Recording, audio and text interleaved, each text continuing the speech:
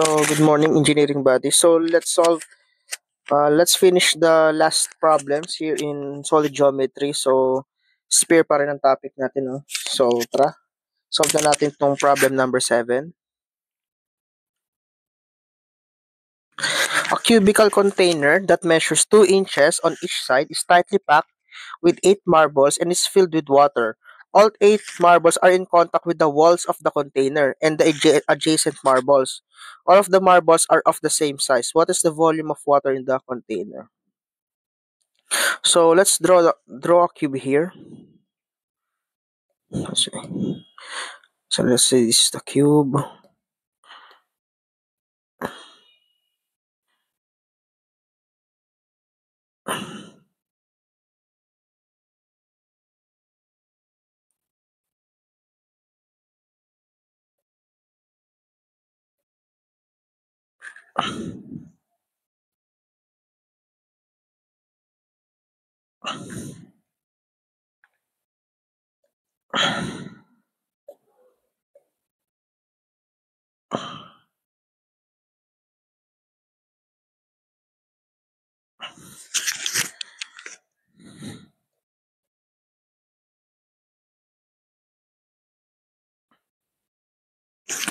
So for illustration purposes tong drawing natin. So not to scale siya.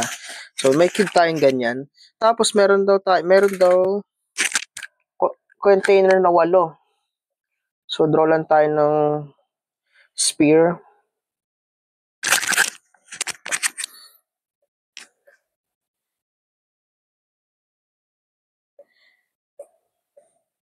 Yan, so nakadikit siya na ganyan, no?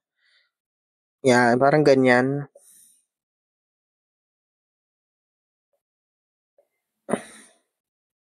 Tapos meron din sa loob. So since sphere naman siya, yan, just imagine niyo na lang, guys. Yan. Yan, parang may ganyan. Tapos meron din dito. Yan. So basta total of 8 yan. Kasya yan dyan. So, hinahanap, mayroon ding tubig sa loob niyan. So, hinahanap dyan yung volume ng tubig. So, ano ba yung volume ng tubig? Yung volume ng tubig is, syempre, volume ng cube. The volume of water, VW na lang, is just equal to the volume ng cube minus volume ng marbles. So, marbles. Okay? So, ano ba yung volume ng marble? Siyempre, volume lang ng sphere yan. So, isa-isahin natin. So, volume ng cube is just 2 cube. Kasi 2 inches on each side. So, 2 times 2, 4 times 2, 8. So, 8 cubic.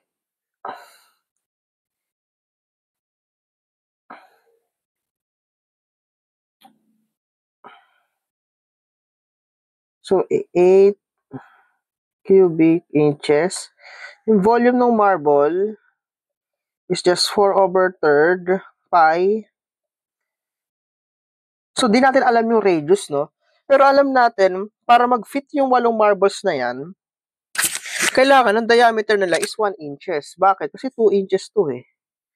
So, malamang dapat ang diameter nito is 1. So, ito rin 1.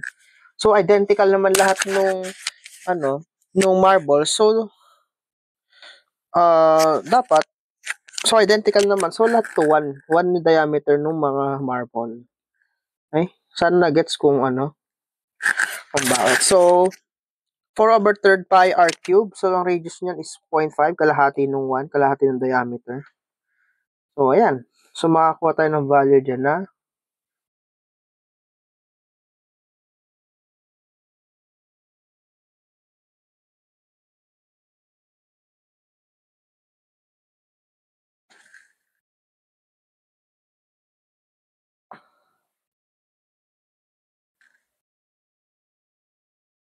0.5236.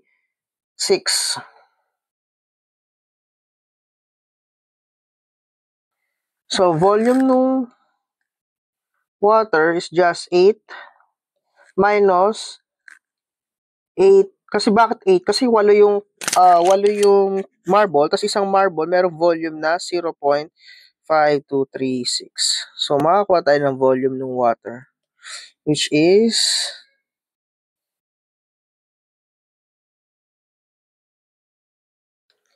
3.11, 2 cubic inches. So, yun ang sagot natin.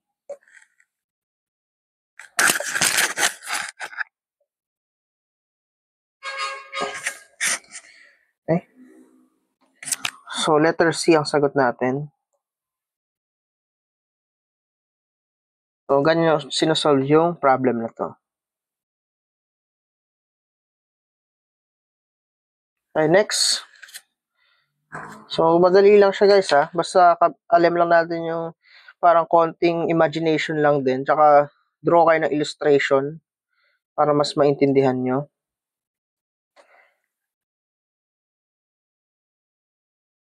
So last problem na pala to. So problem 8.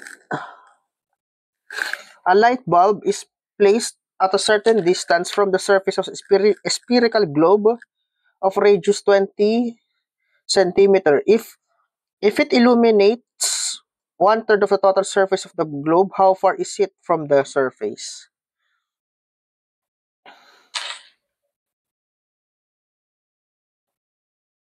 So, para maintindihan natin, let's draw the, so let's say ito yung sphere. Blue na lang. Tapos, meron tayong bulb. So, hanap tayo ng bulb dito, guys.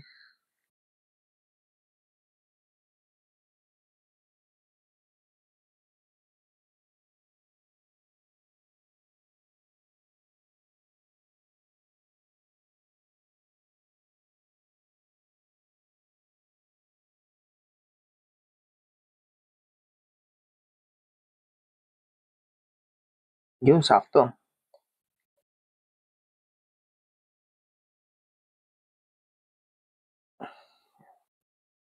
Yan. So, may bulb tayong ganyan, no?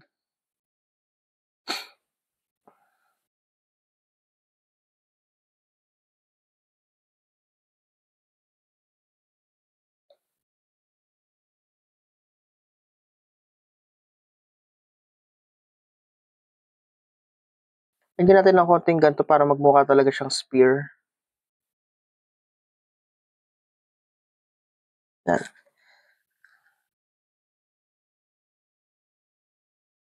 Parang ganyan na lang. Yan.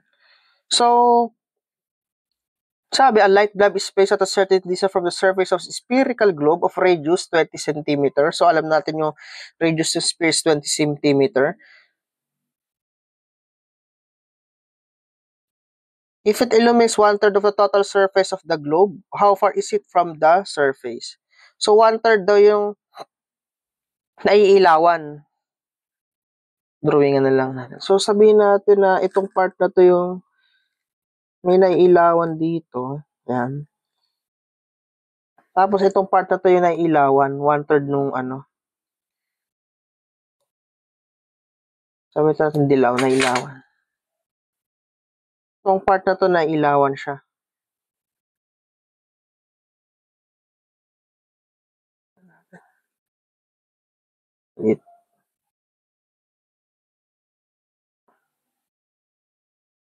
To nailawan to. Yan. So, let's draw a center here. Sabi natin ito yung center ng circle and ng sphere. Yan. Tapos mula dito, draw tayo ng radius. Tapos po ito point B. Ito point A. Yan. Tapos draw tayo ng line. Illustrate lang muna natin guys ha.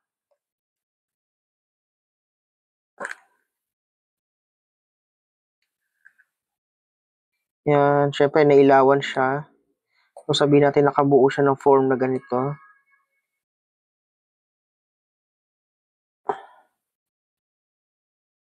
Yan. Ito yung hinahanap natin ha, from the surface ng globe. Itong distance ito yung hinahanap natin. So, let's say dito. Para mas madali tayong makaano, let's draw a triangle here. Ayan. Ito yung triangle. So, from here, itong side na to, x na lang. Tapos ito, h. Let's say ito naman ay distance h. Radius is 40 cm. So, alam natin ito ay 40 cm. So, ayun na. Kompleto na yung ano natin. So, paano ba natin ito inaano? Sabi dito, based sa drawing at sa problem, malalaman natin na yung area ng zone, ibig sabihin yung zone na nailawan, is just equal to 1/3 ng area ng sphere kasi ito yung nakasaad sa problem. Ayun, no? Total surface. So, surface area ng sphere. So, alam natin na area ng zone is just 2 pi r. So, ano yung distance na to na nailawan? Di ba ito yung h?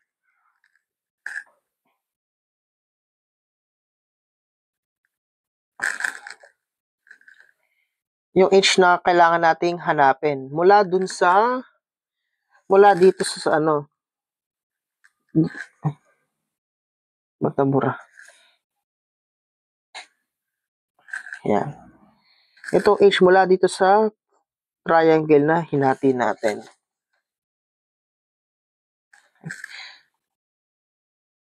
It's just 1/3 pi, 4 pi r squared nga pala yan.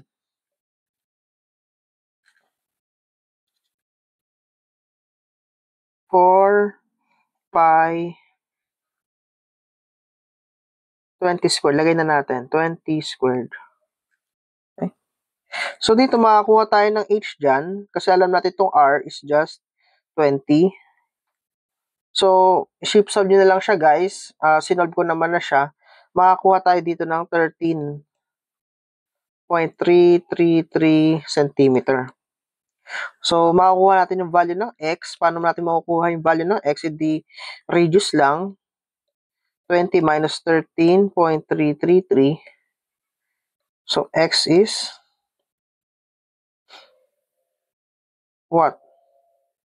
6.667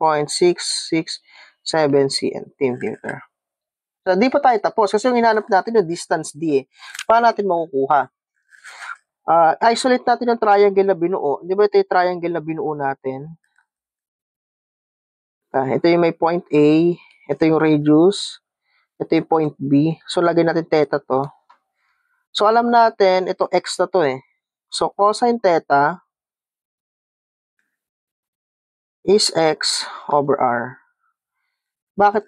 Magagamit natin yung theta na yan. Bakit? Magagamit din natin siya doon sa triangle na itong red na triangle. So, mamaya illustrate ko.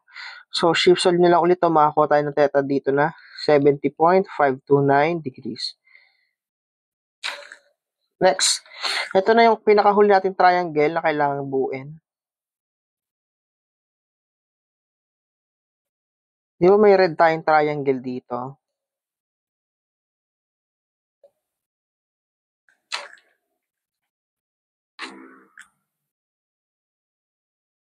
Yan. Di ba nakaganyan siya?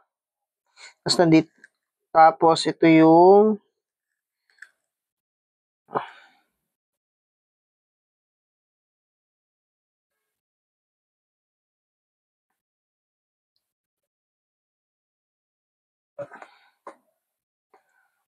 straight yan ah. Yan. Kasi ganyan. Kasi ito. Kasi ito yung white. So, ito ulit yung radius. R. Kasi dito yung point B. Ito yung theta. Ito yung O. Kasi nandito yung bulb eh. So, let's say point O na lang yan. So, ayan. Paano natin ito isa-solve?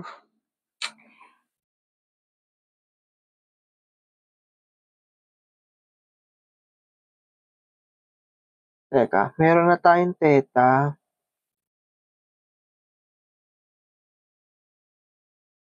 Radius.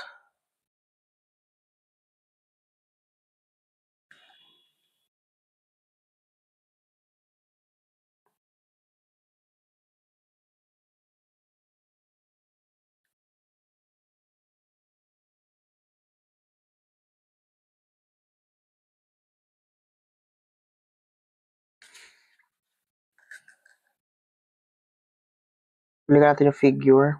Tama ba yung triangle ko? Theta.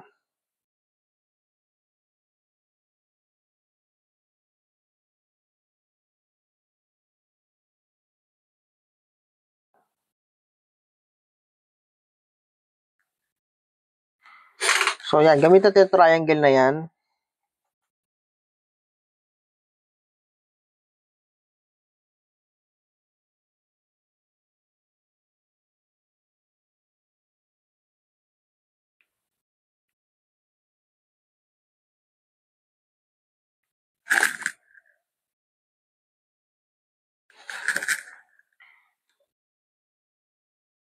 So, right triangle, cosine theta, adjacent is R, all over the hypotenuse OB. So, right triangle siya, guys. Okay?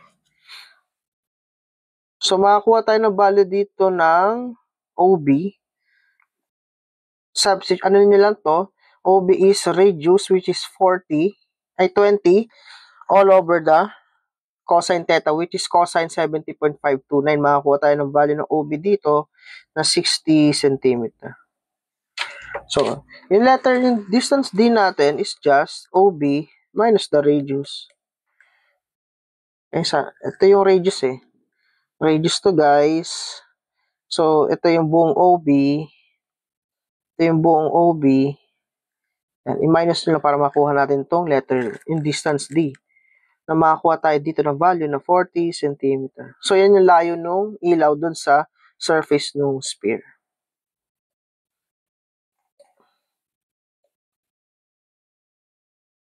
Okay. So, that's how you solve this kind of problem. Yeah, so this will be the last problem here in solid geometry sphere, no? So, sana natutunan nyo yung mga basic concepts natin for solving this kind of problem, solving sphere. So, tapos na rin tayo sa solid geometry topic natin. So, next topic natin is analytic geometry. So, I believe sa mga past YouTube tutorials ko, meron na tayong problems in analytic geometry doon. So, dadagdagan na lang natin siya ng problem. So, for more engineering tutorials, please like and subscribe to my YouTube channel and hit the bell button para updated tayo sa mga future pa nating tutorials. So, happy learning. Keep watching in Padayon Engineers.